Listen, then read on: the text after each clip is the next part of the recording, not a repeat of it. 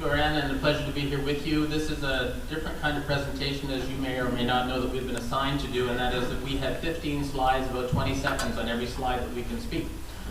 So I am glad that I've been schooled in how to speak quickly, although I'm not sure if you can listen as quickly as I may speak, and so if it sort of comes and goes, I apologize for that, and I've never synced or even, in fact, read a presentation before, so I figured if I didn't read it, this would all go to hell in a handbasket, so I figured. But it's already started. You told me I had like a half an hour at the beginning here. I mean, the second slide already. Wow. Okay, now, so if this doesn't work, it's not me to blame, but we're going to give this a whirl. I'll push it. I'll push it. Yeah. This is my one chance right here. I can go down here. Okay, it's that little magic button that once it goes. Okay. Yeah. Basically, just to tell you, we work in financial education and primarily helping, my focus is on in the schools. And what I wanted to share with you is sort of 15 insights that we have gained in our experience in working on financial education in the schools. So with that all said, here goes. Okay. Financial education is no panacea.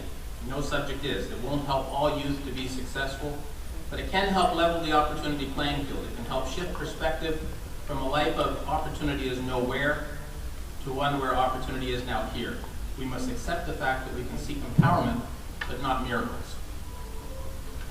Okay, come on. Here's a test.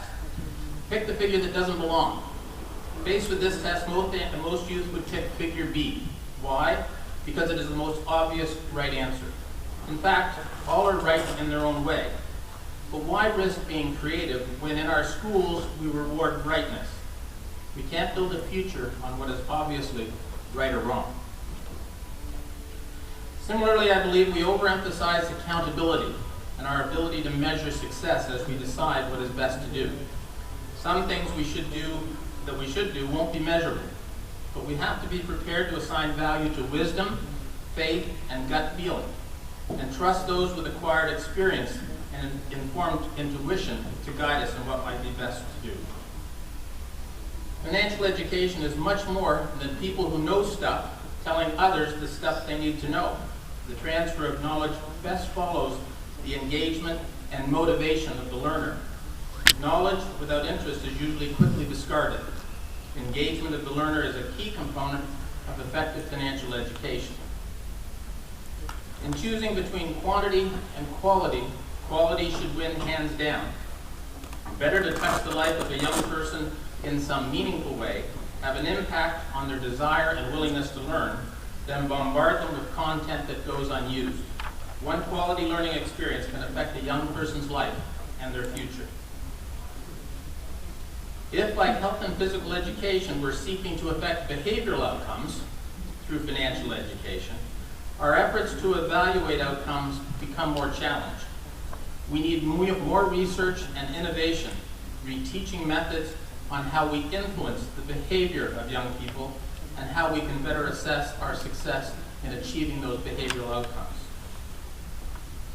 We need to provide clear direction for our schools and our educators. In Canada, we have a program for the schools called Building Futures. It provides a rationale for why financial education is important, what can be integrated into the curriculum, where it can be integrated, how it can be integrated, and support resources are provided. The provinces are working with us, but change won't be fast. It requires a long-term commitment. If we're going to focus on changing behavior, we need to start young. At young ages, elementary and middle school, we're engaging in behavioral development. By high school, we're into behavioral modification, a much harder challenge. The key is to start young, create a sound learning foundation, and build on top of that as we move forward. We need to invest in teacher training. Teachers are engaged, effective, and willing when they are confident, capable, and equipped. The efforts of others can complement our teachers, but the investment in effective teacher training will be one of the best investments we can make to improve financial education in the future. As we look to influence behavior, incentives matter. Most people's actions are based on the pursuit of reward or benefit or the avoidance of penalty or punishment. We need to focus on positive incentives for young people and invest in creative ways to to invest in and influence behaviors that are consistent with sound financial decisions and actions. If we want to engage youth and have an impact and have them retain and value what they learn, simulation is far and away the best style of learning. Simulation puts learning into a real context, yet is provided in a safe environment where mistakes have little consequence, as opposed to making mistakes in the real world where consequences can last a lifetime. And most of us learn from our mistakes, more from our mistakes than from our successes. In financial education, we need to take the time, elect quality over quantity, and provide opportunities for youth to make a mistake, learn from a mistake, make another, and another, until they actually learn. And those will be the lessons that will last them a lifetime. And another great tool is video. But we can find virtually no good video resources in financial education. It seems to all be talking heads with people who know stuff, telling people the stuff they should know. Video is a very powerful learning tool. We can and should be able to do much better in financial education than we've done to date. And economic education is also important. It is a key component of building confidence and competence in our young people.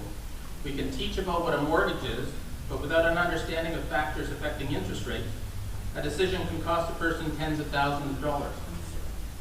Youth need to learn about the economic realities that affect their decisions and actions in financial terms. Finally, research shows that one of the best things we can do is to think about our thinking. Take a moment to think about a decision, the trade-offs we are about to make, the options that could be considered, and take even a brief moment of pause and consideration, which can make a difference in what we ultimately decide. That is something we can certainly include in financial education. Thank you very much.